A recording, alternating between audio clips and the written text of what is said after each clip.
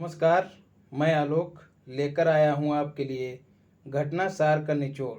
जी हाँ साथियों, जैसा कि हमने अचूक मारक सामग्री क्लास में आपसे वादा किया था कि हम करंट अफेयर्स की दिग्गज पत्रिका घटना सार का सार लेके आएंगे आपके लिए।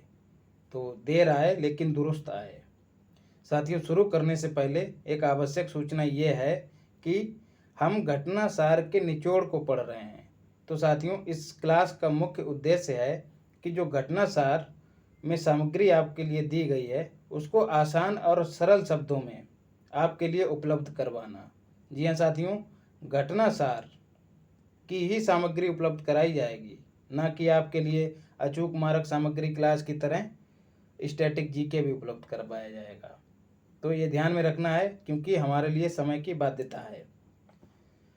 तो साथियों, बेहतर परफॉर्म करने के लिए आपको ये क्लास भी तो करनी ही करनी है। इसके साथ साथ अचूक मारक सामग्री क्लास को करेंगे तो औरों से 10 कदम आगे रहेंगे और यही आपको सफलता के नज़दीक लेके जाएगी। कौन? अचूक मारक सामग्री क्लास। तो साथियों, शुरू करते हैं।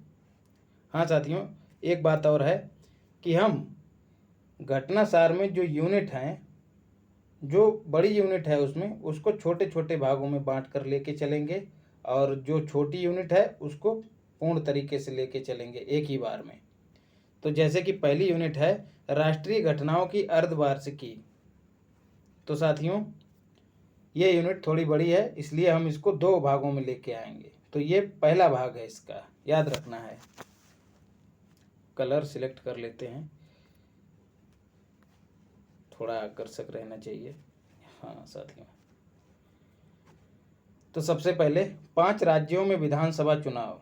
जी हाँ मित्रों, अभी आप देखेंगे कि ये जो घटना सार का निचोड़ है इसमें जो सामग्री दी गई है विधानसभा चुनावों से संबंधित, और जो हमने आपके लिए स्पेशल अचूक मारक सामग्री क्लास में आपको वीडियो उपलब्ध करवाई है, उसमें और इसमें धरती आसमान का अंतर पाएंगे।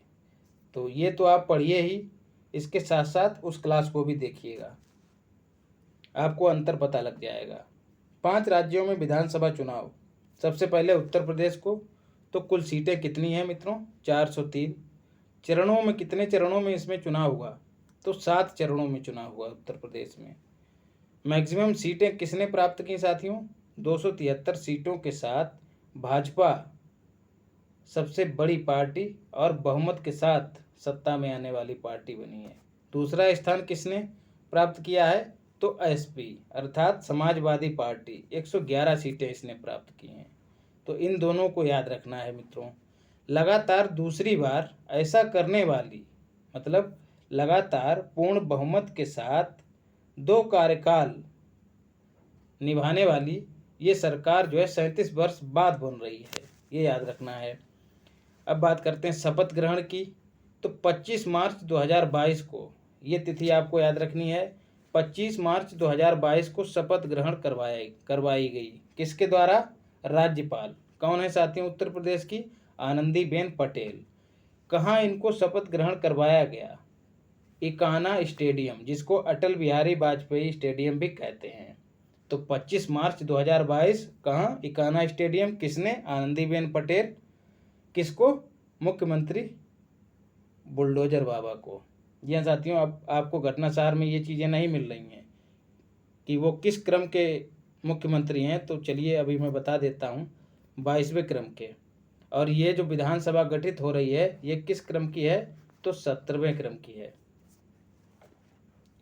17वें है साथियों कि 18वें है? जहाँ तक मैं ठीक हूँ 18 है। देख लूँगा साथियों, क्लियर करवा दूँगा आपको, थोड़ा स्किप हो रहा है। और नहीं तो आप ये 5 राज्यों के जो विधानसभा चुनाव हुए हैं उनको लेकर एक वीडियो मैंने अलग से बना रखी है।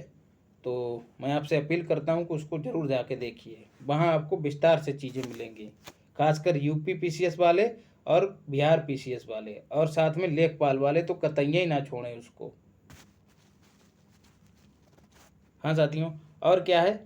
फीमेल्स, एफएस का मतलब फीमेल्स इन कैबिनेट, जो कैबिनेट गठित की गई है उसमें महिलाओं की संख्या कितनी है? तो 5। बात करते हैं अब गोवा की। कितनी सीटें हैं? 40। सर्वाधिक सीटें साथियों किसने प्राप्त की हैं? 20 सीटें प्राप्त की हैं किसने? बीजेपी ने, सबसे बड़े दल के रूप में। तो साथियों कुल 40 हैं और इनको कितनी मिली हैं? 20। तो क्या बहुमत मिल पाया? तो उत्तर होगा नहीं मिला बहुमत। तो क्या साथियों, इनको एक आध पार्टी का समर्थन लेना पड़ेगा। मुख्यमंत्री कौन बने हैं? प्रमोद सावंत। श्रीधरन पिल्लई इनके राज्यपाल हैं, गोवा के राज्यपाल हैं श्रीधरन पिल्लई, यही इनको शपथ ग्रहण करवाएंगे। बात करते हैं यहाँ एमपीज की संख्या कितनी है साथियों? 2, अर्थात गोवा में 2 ही जिले हैं। पिल्लई को कैसे याद रखना है साथियों?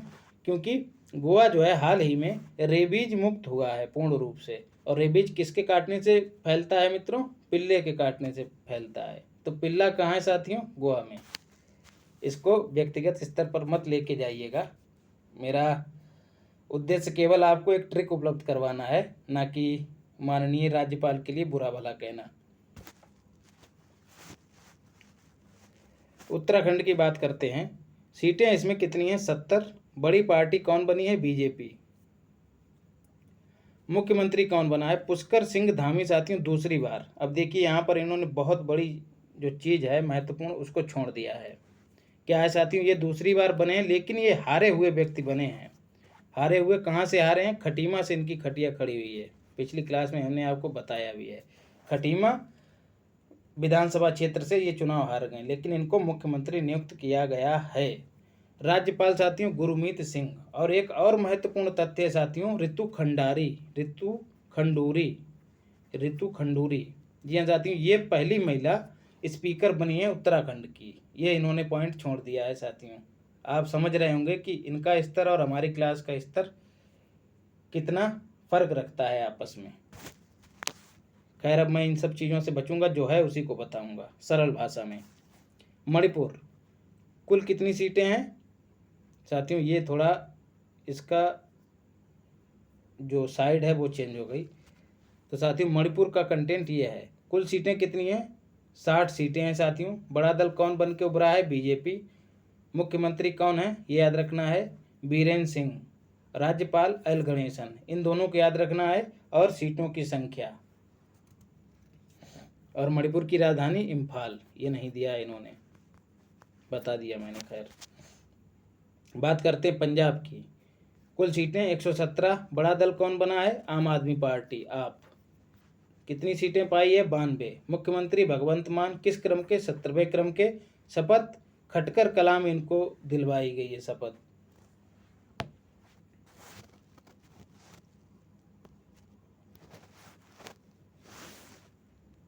अगली खबर, जापान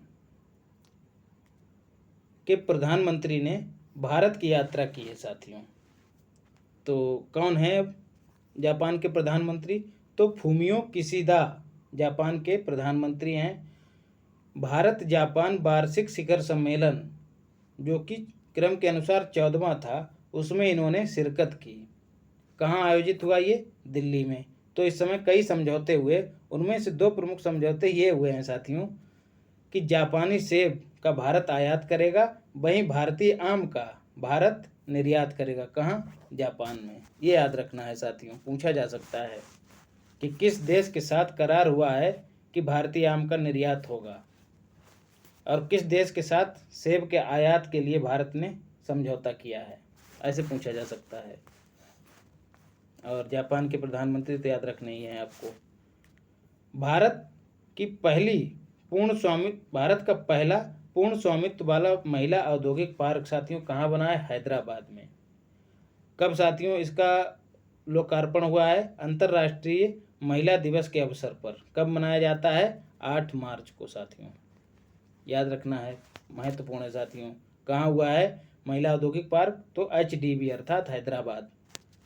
अगला, राज्य स्वास्थ्य सूचकांक 2019-20, महत्वपूर्ण है साथियों। जारीकर्ता कौन है? तो नीति आयोग ने जारी किया है इसको। शीर्ष साथियों कौन रहा है शीर्ष पे? तो केरल के बाद तमिलनाडु के बाद तेलंगाना। तीनों को याद कर लो एकदम। और सबसे नीचे साथियों हमारा उत्तर प्रदेश 19वें क्रम पे, याद रखना है। लेकिन प्रदर्शन के सुधार के मामले में हमारा यूपी सबसे ऊपर है साथियों, कि सुधार तेजी से कर रहा है। तो याद रखना है शीर्ष स्थान किसका है? केरल का। और सबसे नीचे स्थान किसका है? यूपी का। और किस शीर्षक के तहत यह सूचकांक जारी किया गया? तो स्वस्थ राज्य प्रगतिशील भारत, ये शीर्षक याद रखना है। उद्देश्य क्या है? स्वास्थ्य क्षेत्र में प्रतिस्पर्धा को बढ़ावा देना। IIT मद्रास साथियों, Atal ranking of institutions on innovation achievement 2021। जी हाँ साथियों, इनोवेशन के मामले में, इनोवेशन के क्षेत्र में काम करने के आधार पर साथियों ये रैंकिंग प्रदान की गई। और इस रैंकिंग में IIT मद्रास नंबर 1 पे रहा है, इतना याद रखना है। द्वितीय स्थान पे कौन रहा है? तो IIT बॉम्बे। केवल आप पहला वाला याद रखिएगा। कवच प्रणाली का सफल परीक्षण। जी हाँ साथियों, कवच प्रणाली क्या है? स्वचालित रेल सुरक्षा प्रणाली है, अर्थात रेल की सुरक्षा जो है ऑटोमेटिक होगी। किसके थ्रू होगी साथियों? एक तकनीकी है जिसको कहते हैं RIF, रेडियो आइडेंटिफिकेशन फ्रीक्वेंसी। साथियों, जब दो ट्रेनें टक्कर के लिए परस्पर एक दूसरे के पास आएंगी तो इस तकनीकी के माध्यम से वो स्वतः ही कुछ दूरी पर रुक जाएंगी।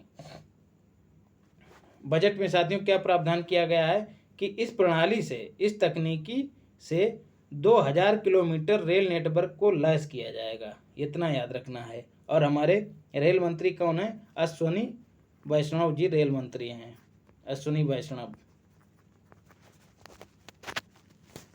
पुणे क्यों चर्चा में है मित्रों? क्योंकि शिवाजी की प्रतिमा का अनावरण किया गया है। किसके द्वारा किया गया है? तो याद रखना है, मोदी जी के द्वारा किया गया है। इसकी ऊंचाई कितनी है? 9.5 फीट ऊंचाई है साथियों। और धातु साथियों किस धातु से बनी है? तो गन मेटल, ये याद रखना है साथियों। इन्होंने गन मेटल को डिफाइन नहीं किया है, मैं भी नहीं करूँगा, क्योंकि मैं अपनी अचूक मारक सामग्री क्लास में इसको डिफाइन कर चुका हूँ, वहाँ भी हम इसको पढ़ चुके हैं सवाल को। तो आपसे अपील यही है कि अगर आप चीज़ों को और अच्छे ढंग से पढ़ना चाहते हैं तो वहीं जाकर जाइए। यहाँ केवल उद्देश्य हमारा ये है कि घटना सार का आपको निचोड़ दे दिया जाए, क्योंकि साथियों जितने भी गंभीर प्रत्याशी हैं वो सब इसको पढ़ के जाएंगे। और अगर आपने इसको नहीं पढ़ा, बाकी आपने हर जगह अच्छे से तैयार किया और बाई चांस सवाल यहीं से उठा के पूछ लिया गया तो आप एक सवाल से पीछे हो जाएंगे। और एक सवाल साथियों बहुत भूमिका निभाता है आपको PT पास करने में। और साथियों क्या हुआ, यहाँ पर मेट्रो रेल परियोजना का विस्तार किया। जो यहाँ पर पहले से मेट्रो रेल परियोजना थी पुणे में, उसका विस्तार कर दिया गया है 12 किलोमीटर। ये फिगर आपको नहीं याद रखना है, मैं पहले ही बता दे रहा हूँ। मुला मुथा नदी परियोजना, ये याद रखना है। सीधे पूछा जा सकता है कि मुला मुथा नदी कहाँ स्थित है साथियों? तो जवाब है पुणे में स्थित है। क्या होगा साथियों इस परियोजना के तहत? इसका कायाकल्प किया जाएगा और प्रदूषण से मुक्त करने की दिशा में प्रयास किया जाएगा। मुला मुथा नदी परियोजना के तहत इसी नदी का। स्टैचू ऑफ इक्वालिटी बहुत ही इंपॉर्टेंट, किसकी है साथियों? ये स्टैचू संत रामानुजाचार्य की है। ऊंचाई इसकी याद रखना है कतई 216 फीट ऊंचाई है साथियों। और बात करें स्टैचू ऑफ यूनिटी की, उसकी ऊंचाई कितनी है मित्रों? 182 मीटर, याद रखना है भैया। कहाँ है? गुजरात में। देखिए फिर से मैं अपने पहले वाले ढर्रे पे चला गया। क्या करूं मित्रों, कुछ आदत पड़ गई है उसी तरह से आपके लिए चीज़ें उपलब्ध करवाने की। मेरा प्रयास यही है विद इन टाइम आपका ये समाप्त करूं वीडियो, कम से कम समय में, क्योंकि कई लोगों का सुझाव रहता है कि वीडियो सर छोटी रहा करे। बात करते हैं इनका जन्म कहाँ हुआ था? तो पेरम्बदूर में। अब साथियों आप अपना पांडित्य दिखाकर ये मत अनुमान लगा लेना कि साथियों इनकी जो स्टैचू ऑफ इक्वलिटी कहाँ बनी है, हैदराबाद में बनी है, तो इनका जन्म होने हुआ होगा, ऐसा नहीं है। इनका जन्म तमिलनाडु के पेरम्बदूर में हुआ है, पेरम्बदूर याद रखना है। और मूर्ति कहाँ बनाई गई है? हैदराबाद में। कौन है साथियों? ये एक दार्शनिक और समाज सुधारक थे 11वीं सदी में। जी हाँ साथियों, जब भक्ति आंदोलन चरम पर था। अब सवाल बनता है अनावरण किसने किया है? तो मोदी जी ने। कन्फ्यूजिया मत जाना जब बांध दिया हो राष्ट्रपति भी साथ में, मोदी जी ने किया है, याद रखना। कब किया? 5 फरवरी 2022 को।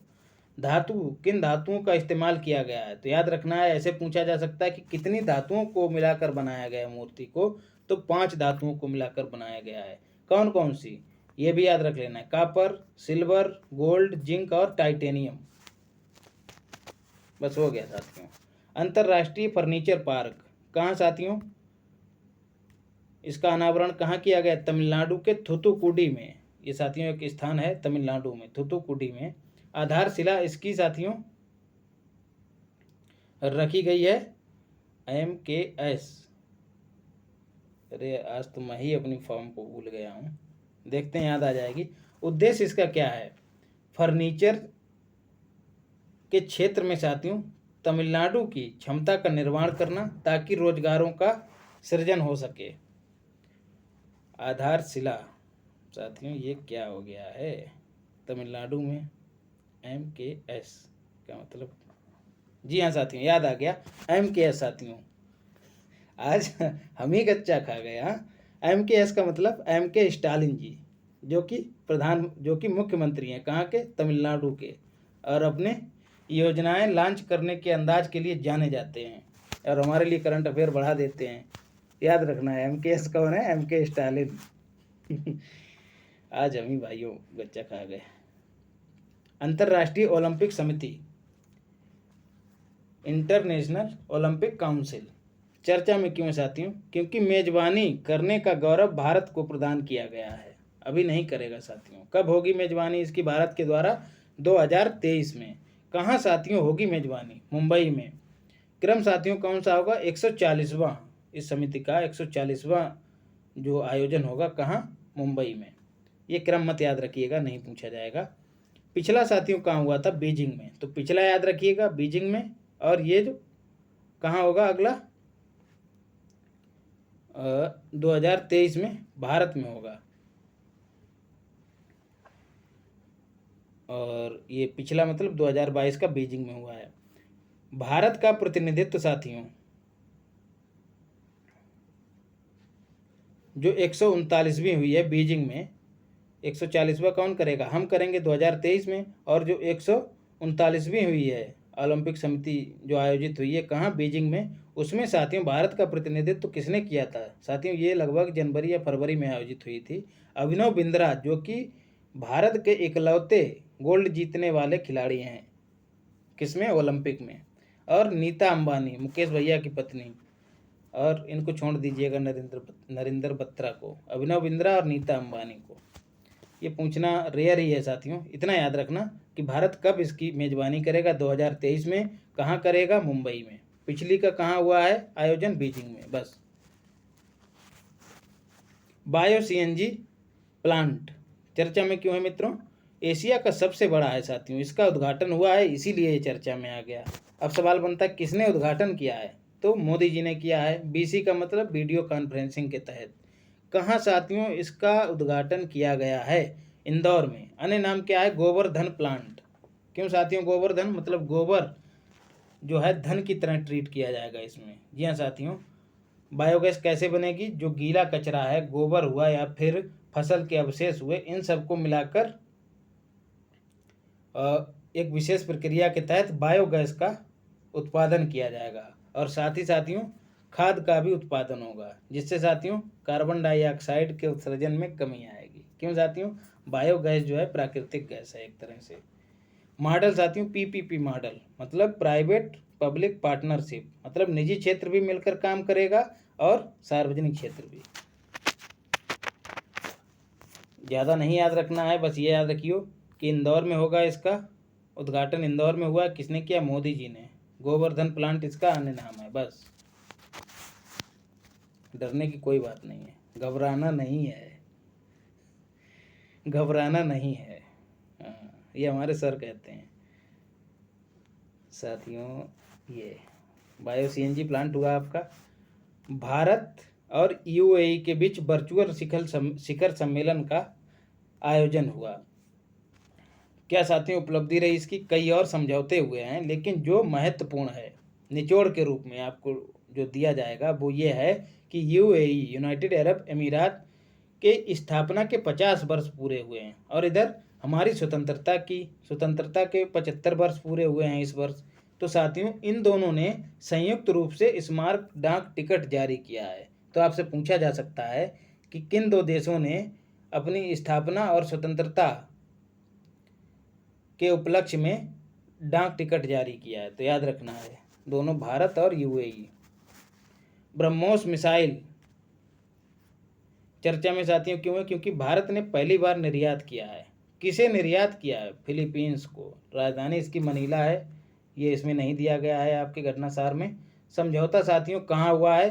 क्वेजोन सिटी, जो कि फिलीपींस में है, वहाँ पर समझौता हुआ भारत के प्रतिनिधि और फिलीपींस के प्रतिनिधियों के बीच। ब्रह्मोस जो है वो सुपरसोनिक क्रूज मिसाइल है। सतत विकास लक्ष्य इंडेक्स 2021 बहुत इंपॉर्टेंट। जारीकर्ता कौन है? Centre for science and environment, जो कि दिल्ली में स्थित है। इसने एक रिपोर्ट जारी की, सेंटर फॉर एनवायरनमेंट रिपोर्ट 2021। क्या बताया साथियों रिपोर्ट में? कि भारत जो है 120वां स्थान पाया है। पिछले वर्ष साथियों 170वां था, अर्थात इसकी रैंक और नीचे आई है, स्थिति और खराब हुई है। और सतत विकास लक्ष्य में इसका स्कोर कितना रहा है साथियों? 66। ये याद रखना, कभी कभी पूछ लिया जाता है। तो 66 और 120। पाकिस्तान साथियों हमसे नीचे है। बाकी सारे एशियाई देश हमारे पड़ोसी, फिर चाहे नेपाल, चाहे भूटान, चाहे बांग्लादेश, ये सब हमसे ऊपर हैं सतत विकास लक्ष्यों को पाने के प्रयासों में। अगला, अस्कोट वन्यजीव अभयारण्य चर्चा में क्यों है? इसको इको सेंसिटिव जोन घोषित किया गया है। किसने किया है? पर्यावरण, वन एवं जलवायु परिवर्तन मंत्रालय ने। कौन है साथियों मंत्री? भूपेंद्र यादव जी हैं। कहाँ है ये साथियों अस्कोट वन्यजीव अभयारण्य? तो उत्तराखंड के पिथौरागढ़ में। इतना याद रखिएगा कि उत्तराखंड में है अस्कोट वन्यजीव अभयारण्य। काली नदी के क्षेत्र के आसपास का क्षेत्र है ये साथियों, जहाँ से काली नदी बहती है। इसका अन्य नाम क्या है? कस्तूरी मृग वन्यजीव अभयारण्य, क्योंकि साथियों यहाँ पर कस्तूरी मृग जो हैं बहुलता में पाए जाते हैं, अधिक संख्या में यहाँ पर पाए जाते हैं। PSLV C-52 चर्चा में क्यों है? क्योंकि साथियों इसने एक सैटेलाइट लॉन्च किया है, EOS-04। क्या है इसकी फुल फॉर्म? अर्थ ऑब्जर्वेटरी सैटेलाइट। जैसा कि नाम से विदित है, ये पृथ्वी का निरीक्षण करेगा। इसके साथ ही 2 और छोटे छोटे सैटेलाइट लॉन्च किए गए हैं, इनसैट 2D और इंस्पायर सैट 1। काम इसका क्या है साथियों? EOS-4 का कृषि के क्षेत्र में, वानिकी के क्षेत्र में और आपदा के क्षेत्र में काम करना साथियों। मतलब उससे संबंधित आंकड़ों को उपलब्ध करवाएगा, तस्वीरों को उपलब्ध करवाएगा, जो भी डेटा रहेगा सारे डेटा इन क्षेत्रों से उपलब्ध करवाएगा। रडार इमेजिंग का इस्तेमाल करेगा, अर्थात ये किसी भी मौसम में फोटो ले सकता है। बात करते हैं किस रॉकेट से इसको भेजा गया है? PSLV C-52। इसलिए साथियों ये इम्पोर्टेंट है क्योंकि वर्ष की पहली उड़ान है। किसकी? PSLV की, इसलिए ये इम्पोर्टेंट है। और एस सोमनाथ जो कि नए इसके अध्यक्ष बने हैं, किसके? इसरो के, उनके द्वारा उनके सानिध्य में भी ये पहली उड़ान है, जो कि 10वें क्रम के अध्यक्ष हैं इसरो के।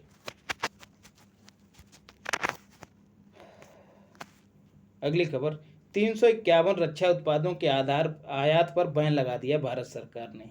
याद रखना है कितने उत्पादों पर? 351, बस यही।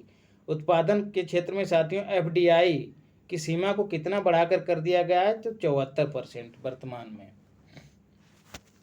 कब किया गया ये निर्णय? कब लिया गया? 2020 में। तो याद रखना है कि रक्षा क्षेत्र में FDI कितनी है साथियों? 74%। FDI मतलब फॉरेन डायरेक्ट इन्वेस्टमेंट, प्रत्यक्ष विदेशी निवेश, 74% की अनुमति है। काजू बेली चर्चा में क्यों है? नया पक्षी अभयारण्य साथियों बनाया गया है। कहाँ? तमिलनाडु में। किस क्रम का? 16वें क्रम का। ये नहीं पूछा जाएगा, बस इतना याद रखिएगा कि तमिलनाडु में बनाया गया है।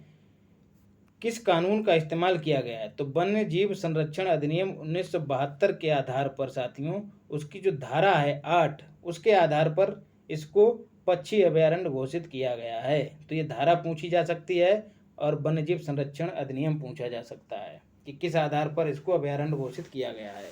क्या है साथियों? ये आर्द्र भूमि है। कहाँ है? तमिलनाडु में है। पुलिकट झील के बाद दूसरी बड़ी खारे पानी की झील है साथियों, ये याद रखना है। पुलिकट जो कि आंध्र प्रदेश की सीमा पर है झील। फिर डिजिटल जस्टिस क्लॉक, जैसा कि नाम से विदित हो रहा है कि ये कोई घड़ी होगी, लेकिन जवाब है कि ये कोई घड़ी नहीं है। चर्चा में क्यों है साथियों? क्योंकि ये देश की पहली डिजिटल जस्टिस क्लॉक है। कहाँ साथियों इसकी शुरुआत हुई है या स्थापना हुई है? तो गुजरात के हाई कोर्ट में। क्या है साथियों? ये एक डिस्प्ले लेड बाल है साथियों, जैसे कि एक टीवी होती है डिस्प्ले, एलईडी टीवी होती है, वैसी ही एक बाल है साथियों लेड की। उस पर क्या होगा, लंबित और निपट चुके मामलों की जानकारी फ्लैश होती रहेगी। तो ऐसी सुविधा वाला भारत का एकमात्र हाईकोर्ट कहाँ है? गुजरात राज्य में। बस इतना याद रखना है। गूगल, जी हाँ गूगल नहीं, गूगल क्या है साथियों? एक औषधीय पौधा है। चर्चा में क्यों रहा है? IUCN ने साथियों इसको अपनी रेड डेटा बुक में शामिल कर लिया गया है, और उसमें शामिल करने के बाद उसको कौन सा दर्जा दिया है? तो संकटापन्न का दर्जा दिया है। संकटापन्न मतलब इंडेंजर्ड, इंडेंजर्ड मतलब इनको खतरा है, इंडेंजर्ड। कारण क्या है साथियों? क्योंकि इस पौधे से गोंद ज़्यादा से ज़्यादा मात्रा में निकाला जा रहा है, इसी वजह से इसका अतिशय दोहन हो रहा है। अब सवाल बनता है कि ये कहाँ पाया जाता है? तो याद रखना है अरावली के राजस्थान में, राजस्थान के अरावली पर्वत श्रृंखला के क्षेत्र में। गूगल बचाओ अभियान किस राज्य से संबंधित है? तो राजस्थान राज्य से संबंधित है। गूगल का पौधा किस राज्य में पाया जाता है? तो राजस्थान में पाया जाता है। और IUCN ने उसे हाल ही में किस सूची में शामिल किया है? तो इंडेंजर्ड सूची में शामिल किया है, रेड डेटा बुक की। बर्ड एटलस साथियों 26 मिनट तो ऐसे ही हो गए हैं। बर्ड एटलस चर्चा में क्यों है? क्योंकि एशिया का सबसे बड़ा एटलस है साथियों, जिसको लॉन्च किया गया है। किसने लॉन्च किया है? तो केरल ने लॉन्च किया है। क्या करेगा साथियों? जैसा कि नाम से अर्थ आपको पता लगेगा, बर्ड एटलस मतलब पक्षियों का एटलस है। क्या बताएगा साथियों? ये एटलस डेटा देगा क्या, कि पक्षियों की प्रजातियां कितनी हैं साथियों, किस क्षेत्र में कितनी हैं, उनके आवास कहाँ कहाँ हैं, इन सब चीज़ों की जानकारी देगा बर्ड एटलस, जो कि एशिया का सबसे बड़ा है और केरल ने लॉन्च किया है। फिर बात करते हैं रेड सैंडर्स। रेड सैंडर्स चर्चा में क्यों है साथियों? IUCN ने इसको संकटापन्न, इंडेंजर्ड मतलब संकटापन्न सूची में शामिल किया है। क्यों साथियों? क्योंकि इसकी तस्करी हो रही है। कहाँ? चाइना और जापान में। जी हाँ साथियों, ये वही रेड सैंडर्स है। कौन सा वाला? पुष्पा वाला, झुकेगा नहीं। तो साथियों अभी वो फिल्म भी काफ़ी चर्चा में रही है, और जो डायलॉग है झुकेगा नहीं, ये भी काफ़ी पॉपुलर है। तो हो सकता है पूछ ले एग्जामिनर, ज़्यादा अगर उसका मुरीद रहा होगा मूवी का। तो साथियों ये वही है रेड सैंडर्स, जिसका वो चिकाड़ा दिखाया जाता है जब मूवी शुरू होती है। अगर आपने वो मूवी देखी हो तो अच्छी मूवी है, देखिएगा ज़रूर। कहाँ साथियों ये पाया जाता है? तो आंध्र प्रदेश के शेषाचलम में। जी हाँ साथियों, उसमें किस तरह से ये रैकेट चलता है तस्करी का, वो भली भांति आपको समझ में आ जाएगा अगर उस फिल्म को देख लेंगे। तो उसी रेड सैंडर्स की बात हो रही है। तो लगातार विलुप्त हो रहा है। तो IUCN जो अपनी एक लिस्ट सूची जारी करता है रेड डेटा बुक में, तो उसने इंडेंजर्ड में रखा है इसको, जैसे कि गूगल को भी इंडेंजर्ड में रखा है। दोनों साथियों पौधों से ही संबंधित हैं। ये साथियों चंदन होता है रेड सैंडर्स, इसको लाल चंदन कहते हैं, और ये एक औषधीय पौधा है गूगल। उपयोग इसका कहाँ कहाँ होता है साथियों? क्यों इसकी डिमांड है? कॉस्मेटिक के क्षेत्र में होता है, वाद्य यंत्र, वही चिकाड़ा जो शुरुआत में दिखाया जाता है उसको बनाने में होता है, और कामुकता बढ़ाने वाली औषधियों के निर्माण में होता है इसका इस्तेमाल। और भारत में तो वैसे ही कामुकता बहुत है, जनसंख्या जो है एकदम बढ़ती चली जा रही है। परिवार नियोजन अपनाने वाला भी भारत सबसे पहले रहा है पूरे विश्व में, और जनसंख्या के मामले में गनीमत है कि हमने अभी चाइना को पीछे नहीं छोड़ा है। खैर, भारतीय वन स्थिति रिपोर्ट महत्वपूर्ण साथियों टॉपिक है, और यहाँ से सवाल एक आध जरूर पूछा जाता है पर्यावरण में आपके। तो साथियों यहाँ जो है संक्षेप में दिया गया है, जितना उसमें था मैंने आपको उतना उपलब्ध करवा दिया है। बाकी साथियों वन स्थिति रिपोर्ट पे मैं एक अलग से पूर्णतः इसी को समर्पित एक वीडियो लेके आऊँगा जिसमें सारे सवाल कवर होंगे, एक भी सवाल उससे बाहर नहीं जाएगा। तो जितना इसमें दिया गया है उतना पढ़ लेते हैं, बाकी इंतजार करिए अगली वीडियो का। वन स्थिति रिपोर्ट 2021, उद्देश्य इसका क्या है साथियों? वन और वृक्ष से संबंधित जो संसाधन है भारत में उनका आकलन करना, उनकी पहचान करना। कौन जारी करता है? तो पर्यावरण, वन एवं जलवायु परिवर्तन मंत्रालय, याद रखना है। भूपेंद्र यादव इसके मंत्री हैं। द्विवार्षिक आधार पर ये जारी होती है। अब सवाल बनता है कि इसको तैयार कौन करता है? जारी तो ये करता है जलवायु परिवर्तन मंत्रालय, लेकिन तैयार करता है भारतीय वन सर्वेक्षण, फॉरेस्ट सर्वे ऑफ इंडिया। कहाँ है साथियों इसका हेडक्वार्टर? DDN, बोले तो देहरादून। ये किस क्रम की रिपोर्ट है? तो 17वें क्रम की रिपोर्ट है, याद रखना है। इसमें नए अध्याय क्या जोड़े गए हैं साथियों? कि बाघ अभयारण्य होगा या फिर शेर संरक्षण क्षेत्र, मतलब जहाँ शेरों को संरक्षण प्रदान किया गया है उन क्षेत्रों में जो वन है उनको भी शामिल किया जाएगा पहली बार। अगला बिंदु, वन और वृक्ष आवरण में वृद्धि साथियों कितनी हुई है? याद रख लेना, 2261 किलोमीटर स्क्वायर की वृद्धि हुई है। किसकी तुलना में? 2019 की तुलना में। वन और वृक्ष आच्छादन साथियों कितना है भारत में? 81 मिलियन हेक्टेयर, 80.9, जो लगभग 81 मिलियन हेक्टेयर, पूरा 81 वाला याद रखिएगा। कुल भौगोलिक क्षेत्र का जो कि साथियों 24.62% है। ये बहुत ही इंपॉर्टेंट है साथियों, ये प्रतिशत आपसे पूछ लिया जाता है कि भारत में वन और वृक्ष आवरण कुल भौगोलिक क्षेत्रफल का कितना है? तो 24.62%। वन क्षेत्र में वृद्धि सर्वाधिक साथियों कहाँ हुई है? तो आंध्र प्रदेश में, दूसरा तेलंगाना में, तीसरा उड़ीसा में। पूरा क्रम याद कर लेना है। दोनों साथियों पहले एक ही थे, आंध्र प्रदेश से ही अलग होकर तेलंगाना बना है, याद रखना है। तो ये दोनों भाई भाई अगल बगल हैं। आंध्र प्रदेश आगे है, तेलंगाना पीछे है, और उसके पीछे उड़ीसा है। क्षेत्रफल के आधार पर वन क्षेत्र साथियों सर्वाधिक कहाँ है?